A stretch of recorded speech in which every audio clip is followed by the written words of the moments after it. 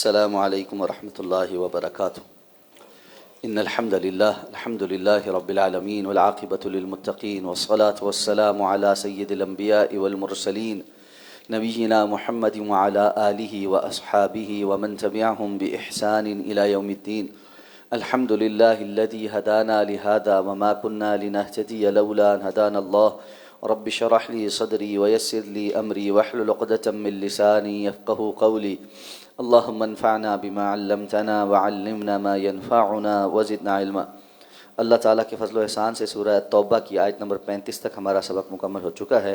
آیت نمبر 36 اور 37 آج انشاءاللہ ہم تلاوت کریں گے۔ اعوذ باللہ من الشیطان الرجیم۔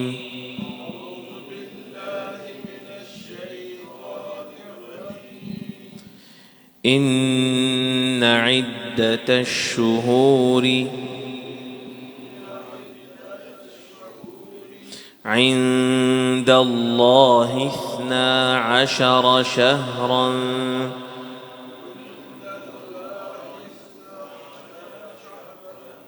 في كتاب الله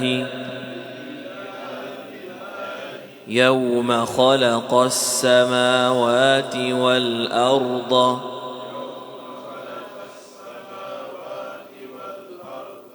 منها 4 حرم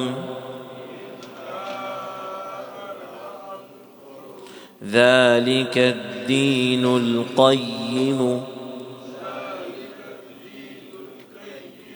فلا تظلموا فيهن أنفسكم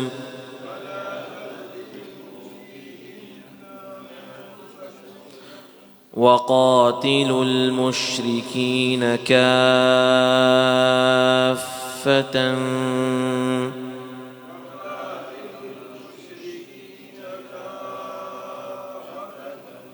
كما يقاتلونكم كافة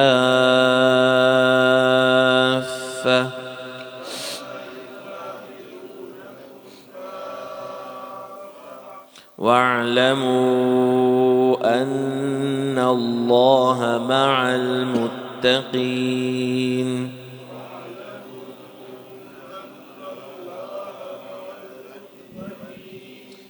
إنما النسيء زيادة في الكفر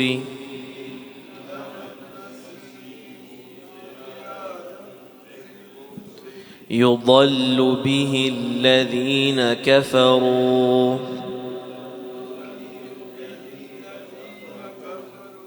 يحلونه عاما ويحرمونه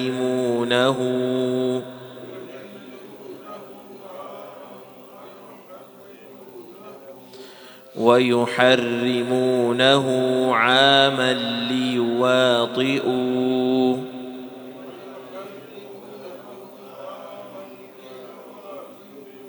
عدة ما حرم الله فيحلوا ما حرم الله زين لهم سوء أعمالهم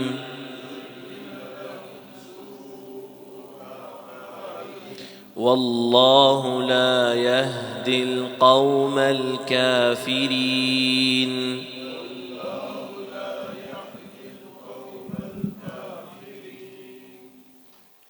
ان عدت الشہور عند اللہ، یقیناً مہینوں کی گنتی اللہ کے ہاں 12 شہرا 12 ماہ ہے، فی کتاب اللہ اللہ کی کتاب میں، یوم خلق السماوات والارض اس دن سے جب سے آسمانوں اور زمین کو اس نے پیدا کیا ہے، منہا 4 حرم اس میں سے 4 حرمت والے، ذالک الدین القیم یہی سیدھا دین ہے، فلا تظلموا فیہن انفسکم تو پس نہ تم ظلم کرو ان کے اندر اپنی جانوں پر، وقاتلوا المشرکین کافۃ اور قتال کرو مشرکین کے ساتھ ہر حال میں، کما یقاتلونکم کافہ، جیسے وہ قتال کرتے ہیں تمہارے ساتھ ہر حال میں۔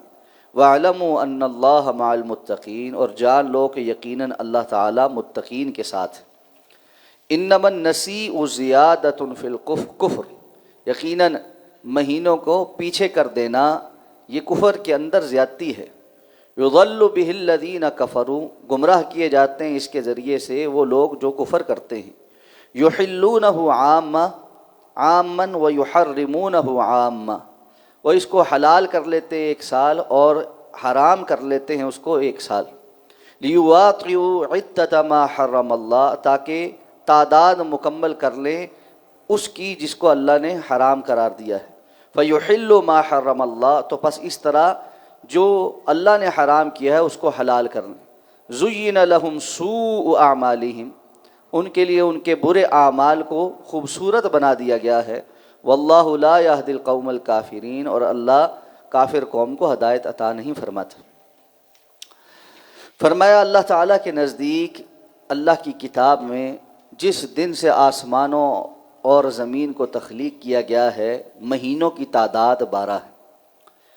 اللہ تعالیٰ نے انسان کو اس دنیا کے اندر بھیجا ہے تو اسے شب و روز گزارنے کے لیے دن اور رات کی تمیز بھی سکھائی ہے۔ اسی طرح ان ایام کو گننے کے لیے ہفتہ وار دنوں کی تقسیم بھی سکھائی، اور پھر ہفتوں کے ساتھ مہینوں اور مہینوں کے ساتھ سالوں، اور پھر اسی طرح صدیوں کی تقسیم اور گنتی بھی انسانوں نے سیکھی۔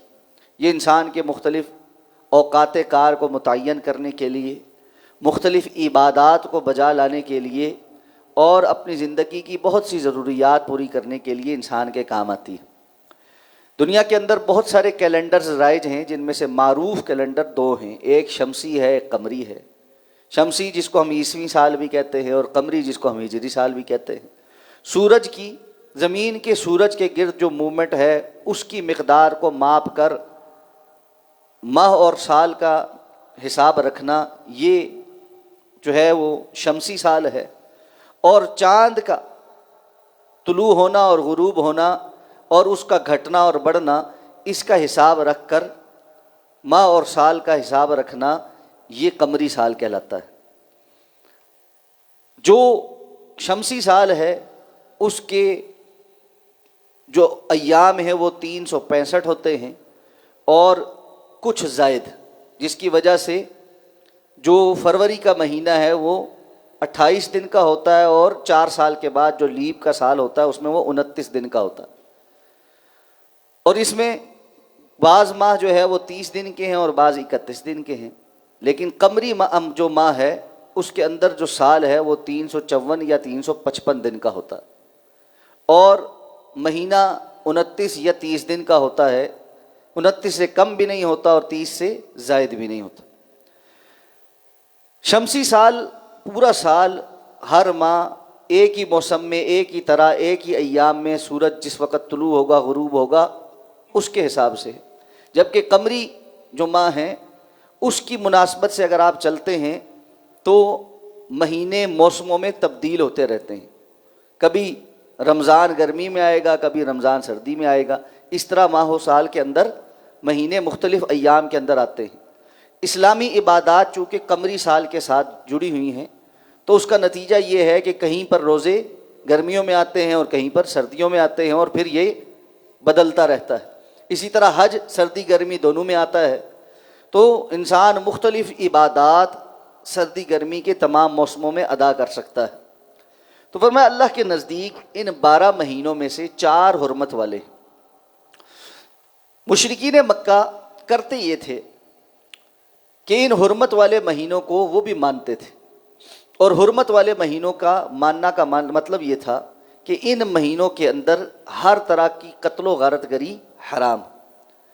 لوگ امن و امان کے ساتھ تجارت بھی کرتے تھے اور عبادات کے لیے سفر بھی کرتے تھے، اور بالخصوص عرب جو ہے وہ بیت اللہ آنے کے لیے سفر کرتے تھے، اور حج کے مہینے میں آسانی کے ساتھ حج کر کے واپس چلے جاتے تھے۔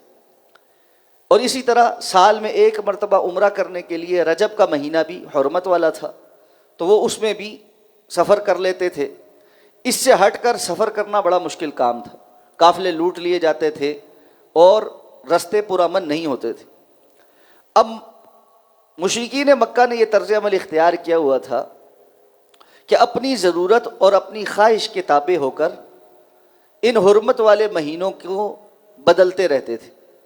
کبھی کسی مہینے کو حرمت والا قرار دے دیا اور حرمت والے مہینے کی حرمت پامال کر دی، اس کو حلال کر لیا، اور اس بات کو سمجھ لیا کہ بس 4 ماہ کی جو تعداد ہے اس کو پورا کرنا ضروری ہے، باقی کون سا مہینہ حرمت والا ہوگا کون سا نہیں ہوگا اس کو آگے پیچھے کرتے رہتے تھے۔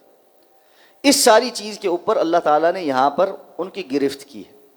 تو سب سے پہلی چیز تو اللہ تعالیٰ نے فرمائی کہ منہا اربعۃ حرم، ان میں سے 4 حرمت والے ہیں۔ تو رسول اللہ صلی اللہ علیہ وسلم نے جس سال حج کیا تو اللہ تعالیٰ کی طرف سے ایسا انتظام تھا کہ جو اصل حرمت والے مہینے تھے ان میں ہی یہ حج آیا، اور رسول اللہ صلی اللہ علیہ وسلم نے 10 محرم کو، 9 محرم کو عرفہ میں اور 10 محرم کو منی میں جو خطبات ارشاد فرمائے، اس میں سے آپ نے یہ خطبہ بھی ارشاد فرمایا کہ ماہ اور سال گھوم پھر کر اپنی جگہ پر پہنچ چکے ہیں۔ آپ نے لوگوں کو کہا کہ ماہ اور سال اس وقت درست جگہ پر ہیں، یعنی ہم عبادت کا جو وقت اللہ کی طرف سے متعین ہے اس میں یہ عبادت بجا لا رہے ہیں۔ پھر آپ نے فرمایا کہ اللہ نے سال کے 12 مہینے مقرر کیے ہیں، ان میں سے 4 حرمت والے ہیں، 3 متواتر ہیں، ذوالقعدہ، ذی الحجہ اور محرم، اور ایک رجب ہے جو آپ صلی اللہ علیہ وسلم نے فرمایا جمادی اور شعبان کے درمیان ہے، اس لیے کہ بعض عرب قبیلے جو ہے وہ رمضان کو حرمت والا سمجھتے تھے، آپ نے اس کی وضاحت فرما دی۔ تو یہ 4 مہینے حرمت والے ہیں، اللہ نے فرمایا یہی حرمت والے ہیں، تو ان کی حرمت کا خیال کرو۔ سیدھا دین یہ ہے کہ فلا تظلموا فیہن انفسکم، ان حرمت والے مہینوں کے اندر کسی قسم کا ظلم نہ کرو۔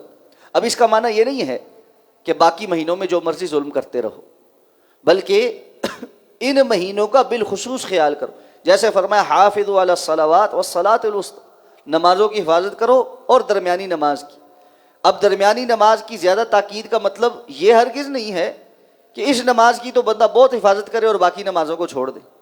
بالکل اسی طرح باقی مہینوں میں بھی ظلم حرام ہے، لیکن ان مہینوں میں تو ظلم بہت ہی حرام، بالکل اس طرح جس طرح حرم کی حدود ہیں، حرم کی حدود کی ایک علیحدہ حرمت ہے۔ اس کا معنی یہ تو نہیں جو حرم کی حدود سے باہر نکلا اس کی اپنی کوئی حرمت نہیں، مسلمان کی اپنی ایک حرمت بھی ہے، ایک انسان کی حرمت بھی ہے، لیکن حرم کی حدود کے ساتھ وہ زیادہ بڑی ہو جاتی ہے۔ تو بالکل اسی طرح ان 4 مہینوں کے اندر قتل و غارت گری کرنا یہ اللہ کے نزدیک زیادہ سنگین ہو جاتا ہے۔ لیکن اس کے ساتھ فرمایا وَقَاتِلُوا الْمُشْرِكِينَ كَافَّةً كَمَا يُقَاتِلُونَكُمْ كَافَّةً، اگر مشرک تمہارے ساتھ قتال کریں تو جس طرح وہ ہر وقت ہر لمحہ تمہارے ساتھ لڑتے ہیں تم بھی ہر وقت ان کے ساتھ لڑ سکتے ہو۔ دوسری جگہ مسجد حرام کی جب حرمت بیان کی تو وہاں پر بھی یہ بات بیان فرمائی کہ مشرکین کے اگر تمہارے ساتھ مسجد حرام کی حدود میں لڑائی کریں تو پھر تمہارے لیے جائز ہے کہ تم ان کے ساتھ قتال کرو۔ رسول اللہ صلی اللہ علیہ وسلم نے فتح مکہ کے موقع پہ وضاحت بھی کر دی تھی کہ کوئی بندہ یہ نہ سمجھے، دلیل نہ پکڑے کہ اللہ کے رسول صلی اللہ علیہ وسلم نے چونکہ مسجد حرام کی حدود میں قتال کیا ہے، فتح مکہ کے موقع پر کچھ لوگ قتل بھی تو ہوئے تھے، تو اس لیے اب اس کی حرمت جائز ہو چکی ہے، یہ حلال ہو چکا۔ آپ نے فرمایا یہ اللہ نے میرے لیے صرف اسی خاص موقع کے لیے حلال کیا تھا، میرے بعد یہ کسی کے لیے اس طرح جائز نہیں۔ تو اللہ تعالیٰ نے فرمایا اگر مشرکین تمہارے ساتھ حرمت والے مہینوں میں بھی لڑائی کریں، تمہاری اس بات کا خیال نہ کریں، تو پھر تمہارے لیے بھی جائز ہے کہ تم ان سے ہر لمحہ ہر جگہ قتال کرو۔ وَاعْلَمُوا أَنَّ اللَّهَ مَعَ الْمُتَّقِينَ، اور جان لو کہ اللہ یقیناً صرف متقین کے ساتھ ہی۔ فرمایا یہ جو نسی ہے، نسی کہتے ہیں مدت کو بڑھا دینا یا پیچھے کر دینا، آگے پیچھے کر دینا۔ یہ جو حرمت والے مہینوں کی تم مدت آگے پیچھے کر دیتے ہو، ان کو کبھی حلال کر لیتے ہو کبھی حرام کر لیتے ہو، یہ ان لوگوں کو اور زیادہ گمراہی کے اندر لے جا رہا ہے جو پہلے سے کفر کے اندر، یعنی پہلے کفر بھی کر رہے ہیں اور اللہ رب العزت کی اس حکم کی بھی پابندی کر رہے ہیں، تو یہ اور زیادہ گمراہی ہے۔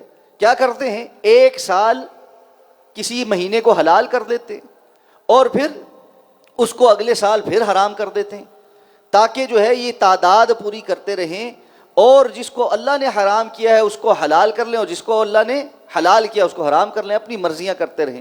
فرمایا زُيِّنَ لَهُمْ سُوءُ أَعْمَالِهِمْ، ان کے لیے ان کے اعمال کو مزین کر دیا گیا۔ کس نے مزین کر دیا؟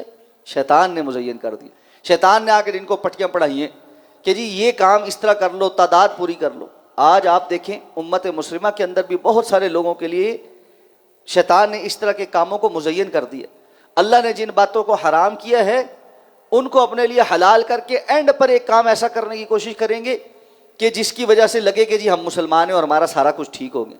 شادیوں کا سیزن ہے، سچ بات ہے، بندہ کسی کی شادی میں جانے کے قابل نہیں رہا، اور پھر سوشل میڈیا پہ آپ بیٹھے، ہر دوسری پوسٹ کسی نہ کسی شادی کی فوٹوگرافی کی، ویڈیو کی، فلانے کی وائرل ہوئی بھی پھر رہی ہے۔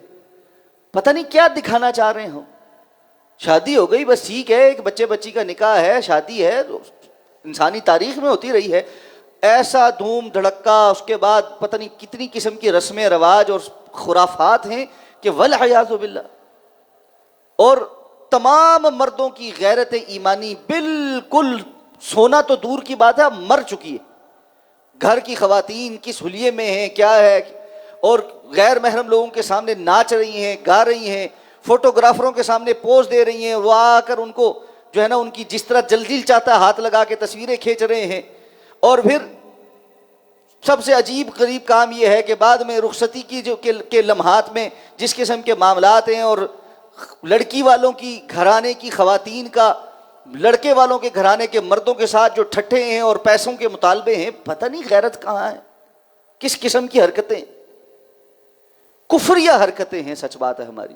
اور اس سب کے بعد نکاح کے دو بول کے اندر ہم دعا کر کے ثابت کرنا چاہتے ہیں کہ ہم مسلمان ہیں۔ بچی رخصت کرتے ہوئے سر پہ سب نے قرآن پکڑا ہوا ہے، ارد گرد موجود مرد خواتین کی حالت زار کہیں سے اس قابل نہیں ہے کہ قرآن کی کوئی رحمت اور برکت نازل ہو جائے۔ شادی کے کسی فنکشن کے اندر اللہ رب العزت کی رحمت اور برکت کا کوئی انتظام نہیں ہے۔ قرآن نے جن لوگوں کے اوپر وعیدیں سنائی ہیں، لعنتیں برسائی ہیں، وہ ساری لعنتیں اور وعیدیں برسانے کے بعد ہم سر پر قرآن رکھ کر مزید ان لعنتوں کو اپنے لیے پختہ کرتے ہیں۔ پتہ نہیں کس ڈرامے کے اندر ہے۔ یہ بالکل اسی طرح ہے، یحلونہ عاما ویحرمونہ عاما، ادھر سے کسی چیز کو حلال کر دیا، اسے کسی چیز کو حرام کر دیا، اپنے لیے اپنی مرضی کا دین ہے، اپنی مرضی کے نصاب ہے، اپنی مرضی کے قانون ہیں، جس کا جو دل آ رہا ہے وہ منہ اٹھا کے وہ کر رہا ہے۔ اور اچھے بھلے دیندار نمازی پڑھنے والے لوگوں گھرانوں کے یہی حال ہے۔ آپ بات کر کے دیکھیں، سمجھائیں، کہیں کہ آپ یہ کچھ نہ کریں، ہو جی پھر کی کریے، نئی نسل ساڑی نہیں سن دی۔ گھر سے نکالو ایسی نسل کو، کیوں پال کے رکھی ہوئی ہے ایسے؟ کیوں پیسہ خرچ کر رہے ہیں ان کے سارے کام پہ؟ کو میں پیسہ نہیں دیتا ایک بھی۔ اللہ کے دین کے لیے بھی تو کبھی تھوڑا سا سٹینڈ لینے کی کوشش کریں۔ یہ اولاد باپ کو 2 دن باتیں سنائے نا، تیسرے دن وہ ان کا حقہ پانی بند کر کے گھر سے باہر نکال دے۔ اپنے لیے تو بڑی غیرت ہے، اللہ کے دین کے لیے کوئی غیرت نہیں، کوئی بہانہ نہیں ہے، یہ کسی قسم کا کوئی بہانہ نہیں ہے۔ اللہ کے ہاں مجرم ہیں ہم سب۔ یا ایھا الذین آمنوا قوا انفسکم واہلیکم نارا، ایمان والو اپنے آپ کو بھی اپنے گھر والوں کو بھی آگ سے بچاؤ۔ جہنم کے ایندھن میں پھینک رہے ہیں بچے بچیوں کو، اور کہتے ہیں جی وہ بچے بچیاں ضد کرتے ہیں، ان کے دوست احباب ہیں، جی معاشرے میں دینا جینا بھی تو ہے، برادری والے بھی ہیں، فلان بھی ہے، ٹمکان بھی ہے، ساروں کو راضی کرو اللہ کو ناراض کر کر کے، کیا حاصل ہوگا؟ ککھ حاصل نہیں ہوگا۔ رسول اللہ صلی اللہ علیہ وسلم نے فرمایا، واضح حدیث ہے، اللہ کے رسول نے فرمایا جو لوگوں کو راضی کرنے کے لیے اللہ کو ناراض کرتا ہے، اللہ اس سے ناراض ہو جاتا ہے اور لوگوں کو بھی اس سے راضی نہیں ہونے دیتا۔ اور جو اللہ کو راضی کرنے کے لیے لوگوں کو ناراض کرتا ہے، اللہ اس سے راضی ہو جاتا ہے اور لوگوں کو بھی اس سے راضی کر دیتا ہے۔ ایک وقت آتا ہے ساری دنیا بول کر کہتی ہے یہ اللہ کا بندہ ٹھیک کہتا تھا، یہ صحیح کرتا تھا، اس کا کام ٹھیک تھا، ہم غلط تھے۔ نہ بھی کہے تو کیا ہے، نہ بھی کہے تو کیا ہے، اللہ کے ہاں آسمانوں پر اگر اعلان ہو رہے ہوں کہ یہ بندہ، یہ بندی، یہ فلاں جس سے اللہ محبت کرتا ہے، اللہ کی خاطر ساروں کو ناراض کر کے بیٹھا ہوا۔ وہ شاعر نے کہا تھا توحید تو یہ ہے خدا محشر میں کہہ دے یہ بندہ 2 عالم سے خفا میرے لیے تھا۔ یہ بندہ 2 عالم سے خفا کس لیے؟ کوئی لڑائی ہے اپنی ذاتی ہے؟ کوئی ذاتی لڑائی نہیں ہے، اللہ کے حکم کی خاطر لڑائی ہے۔ اور میں آپ کو صراحتاً یہ بات کہتا ہوں، ہرگز ایسی کسی رشتہ داری کے تقاضے کے طور پہ، دوستی کے تقاضے کے طور پہ کسی ایسے فنکشن میں ہرگز نہ بیٹھے جہاں پر یہ اللہ رب العزت کو نافرمانی والے سارے کام ہو رہے۔ مت بیٹھے، کیا ہو جائے گا؟ اللہ رب العزت نے فرمایا جہاں پر اللہ اور اللہ کے رسول کے احکامات کا استہزاء کیا جا رہا، مذاق اڑایا جا رہا، کھلم کھلا ٹھٹھے ہو رہے ہوں، فلا تقعدوا معهم حتى يخوضوا في حديث غيره، تو ایسے لوگوں کے ساتھ اس وقت تک ہرگز مت بیٹھو جب تک کہ وہ کسی اور معاملے میں نہ شروع ہو جائیں، یعنی اللہ اور اللہ کے رسول کی نافرمانی چھوڑ دیں۔ انکم اذا مثلهم، اگر تم یہ نہیں کرو گے تم بھی انہی جیسے ہو۔ اس لیے بائیکاٹ کریں ایسی شادیوں کا، اپنے قریب میں ہیں، گھر میں ہیں، اپنی ذاتی گھر میں ہیں، کہاں پر ہے، بائیکاٹ کریں، کہیں نہیں میں آؤں گا، میرے بغیر اگر تمہارا نظام چلتا ہے تو چلاؤ، ٹھیک ہے، بہت اچھی بات ہے۔ ہم اپنی خاندانی دشمنیوں کے لیے، اپنے بڑوں کی کسی بات کے پیچھے کسی وقت کوئی ناراضگی ہو گئی تھی، اس کو لے کر کتنی شادیوں کا اور کتنی غمیوں کا بائیکاٹ کرتے ہیں کہ ان کے ہاں ہم نہیں جاتے، ہماری ان سے لڑائی ہے، ساری باتوں پر لڑائی ہے، ایک اللہ رب العزت کی بات پہ کوئی لڑائی نہیں۔ الحب للہ والبغض للہ، اللہ کی خاطر محبت ہے، اللہ کی خاطر بغض ہے، نہیں جاتے کیا ہو جائے گا؟ مجھے روز 2 سے 4 کارڈ شادیوں کے آج کے سیزن میں ملتے ہیں، اللہ کی قسم ایک یا شاید 2 شادیوں کے علاوہ میں کہیں نہیں کیا، 2 ہو گئی ہیں بلکہ اس سیزن میں، ایک سلیم صاحب کے بچوں کی شادی تھی اور ایک عمر کی ابھی ہمشیرہ کی شادی تھی، اور دونوں الحمدللہ بڑی ایمان والی شادیاں تھیں۔ کیا ہو گیا سلیم صاحب، نہیں ہوا آپ کے فنکشن؟ ہو گئے نا الحمدللہ، بچی رخصت ہو گئی الحمدللہ، کیا ہو گیا؟ نہیں ناچ گانا دھوم دھڑکا کیا، کیا ہوا؟ اللہ رب العزت کی رضامندی حاصل ہوئی، لوگوں نے جو مرضی کہا، اللہ راضی ہوا، اور انشاءاللہ اس رشتے کے اندر خیر اور برکت آئے گی۔ مذاق سمجھا ہوا اللہ کے دین کو کہ ہم جو مرضی کر لیں، ناچ گانا دھوم دھڑکا دکھلاوا حرام کام سب کچھ، بغیرتیاں، دیوس بن کے بیٹھے ہوئے سارے مرد، بڑی بڑی داڑیاں ہیں اور دیوس ہیں، مرد عورتیں اکٹھے بیٹھے ہوئے ہیں، کوئی فیصلہ نہیں، کوئی بات نہیں۔ اور حیران کن بات یہ ہے، سارا انتظام کر لیا، مرد عورتیں بھی علیحدہ کر لی، سب کچھ کر لیا، اور ویٹر تمہاری پھوپھی کے بچے ہیں، سب طرف عورتوں کے اندر ویٹر آتے جا رہے پھر رہے ہیں۔ ملتی ہیں خواتین مارکیٹ میں، تھوڑے سے پیسے خرچ اور کر لو، جہاں لاکھوں خرچ کیے ہیں وہاں 20-25 ہزار روپے اور خرچ کرو، خواتین ویٹریسز ملتی ہیں، اندر ویٹر سارے گھوم رہے ہیں، وہ پھوپھی کے بچے لگتے ہیں سارے، وہ سارے بھائی ہیں، وہ اندر جا جا کے جو کچھ مرضی دیکھتے رہے، جو کچھ مرضی کرتے رہے، کسی کے اوپر کوئی غیرت نہیں کام کرتی۔ اور کتنی جگہوں پر سمجھ جب یہ بات بتائی، او ہو ہماری تو توجہ ہی نہیں گئی جی اس طرف، کیوں نہیں گئی بھائی؟ توجہ جانی چاہیے کہ کیسے ہوگا، کیوں کر ہوگا، سارے انتظام کرتے ہو، اس طرف توجہ نہیں ہے۔ میں سخت بات آج اس لیے کر رہا ہوں، تنگ آ چکا ہوں پیار پیار سے سمجھاتے ہوں، کسی کو سمجھ نہیں آتی پیار والی بات، اس لیے کلیئر کٹ بات ہے، ایسی شادیاں نہ ہمیں دعوت دیں، نہ ہمیں آنے پر اصرار کریں، اور نہ ہی اس قسم کی بغیرتیاں خود کریں، نہ ہمارے لیے جائز ہے نہ آپ کے لیے جائز۔ بہت اصرار کے ساتھ ایک صاحب نے مجھے بلایا، جیسے ہی وہ آ کر بیٹھا تو میں بڑا پریشان ہوا کہ میں نے ان کو بڑا سمجھایا تھا کہ جی پروگرام خواتین مردوں کا اکٹھا نہ رکھنا، ہال میں داخل ہو کے مجھے پتہ لگا کہ یہ تو اکٹھا ہے۔